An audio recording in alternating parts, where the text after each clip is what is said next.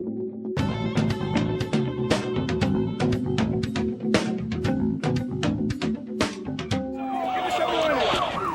believed a 737 has crashed into. There's speculation at this point, but at least 3 floors taken out. Another plane coming down. Jet plane, clearly a jet plane, a good-sized airplane, slamming into the second tower.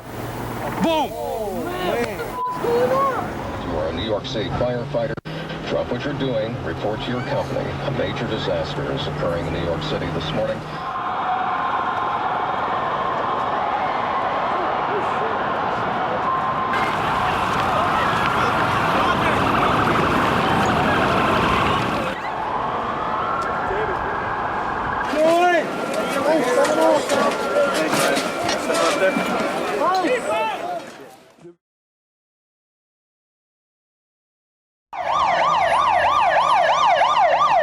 For months now, those who should know have been warning us it's only a matter of time before the terrorists target London. Today, the chilling sound of hundreds of emergency vehicles announced that dreaded day had come. And the lives of totally innocent people were being shattered in the name of a cause we don't even know. The rubble of a building that had been neglected for decades. Neglect that caused the deaths of 9 people and left 22 others so seriously injured their lives had been changed forever. Beneath the Stockline factory in Glasgow, a gas pipe had corroded. No one monitored it, and on May the 11th, 2004, the building exploded. Today, the factory's operators, ICL Plastics and ICL Tech, admitted significant health and safety breaches. Like most of us, Spike Lee first saw the suffering, the apocalyptic chaos of the survivors on 24-hour news channels from abroad. Hey, officer, keep the barricades going back this way.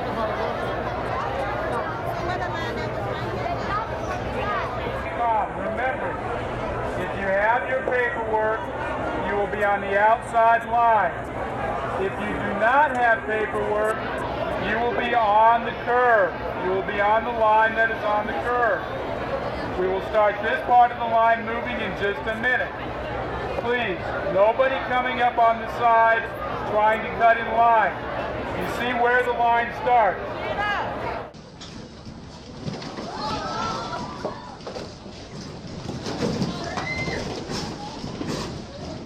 They certainly couldn't evacuate in time. They had about half an hour before the tidal wave came in, and the whole place has been devastated.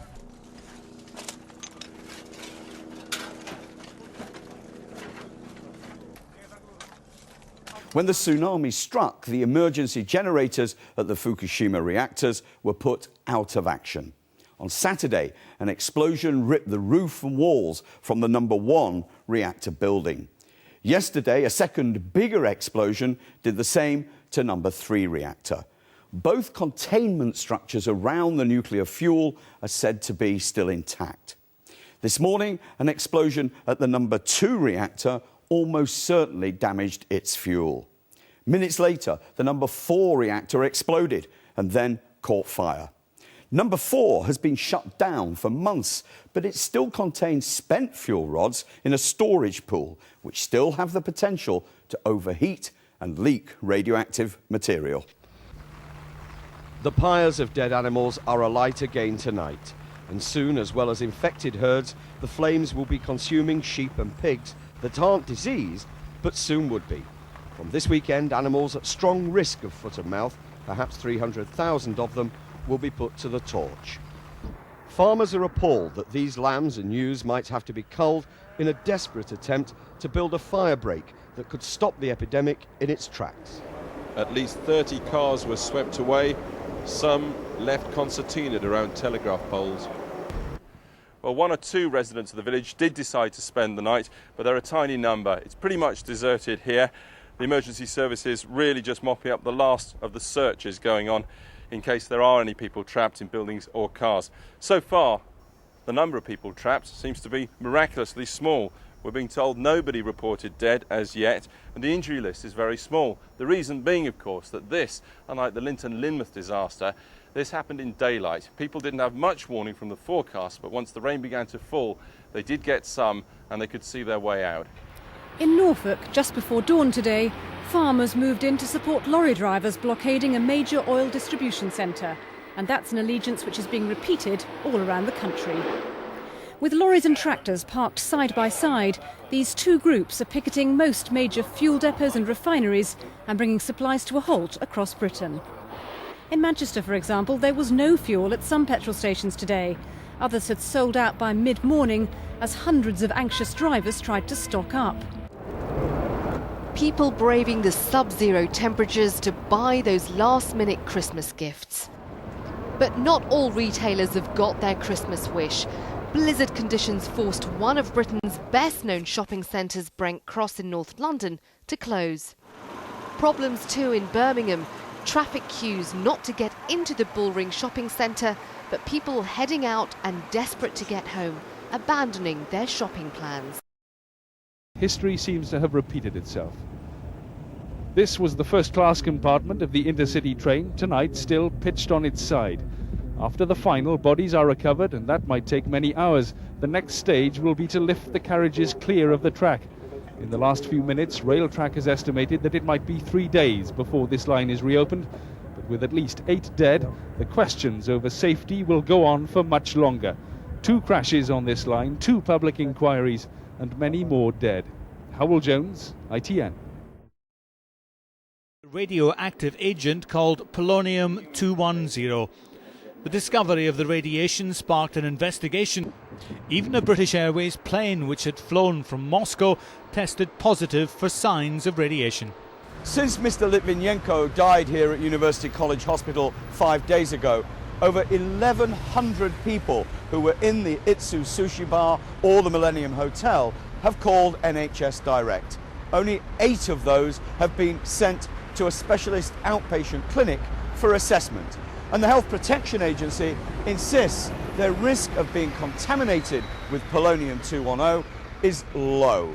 Nevertheless, with such a potent poison, they can't afford to take any risks. They hoped it would be third time lucky, but their luck ran out at about 8 o'clock this evening when the main street of Tenbury Wells became completely submerged. Attempts to rescue cars were unsuccessful. Police tried to clear the area. This water is fast flowing, washing debris into the River Team. Houses near the river have once again been abandoned, and there are fears that the main bridge into town may have been weakened. Have you had any damage? Yeah. She certainly has. Like 20,000 residents across Hull, the downstairs of Sam Norris's house is ruined, and she's living in a B&B. It may not look so dramatic now that the water's disappeared, but the council estimates that the floods have affected more than 16,000 homes, 1,500 businesses and 32 schools. Defiantly lighting up the Hertfordshire sky, this fire is not beaten yet. But after an exhausting day, the fire crews insist they are gaining the upper hand. The operation was temporarily interrupted and the site evacuated amid fears that one of the larger fuel tanks was about to explode. It's easy to see why fire chiefs were taking no risks with the lives of their crews. The burnt-out vehicles that litter the industrial estate around the Buncefield fuel depot are all a result of Sunday morning's explosion. If this looks like a bomb site, then motorists on the nearby M1 motorway appeared to be heading into a war zone. It's the biggest peacetime fire in Europe, and it leaves the people of Hemel Hempstead sitting under a threatening cloud that at times has turned day to night.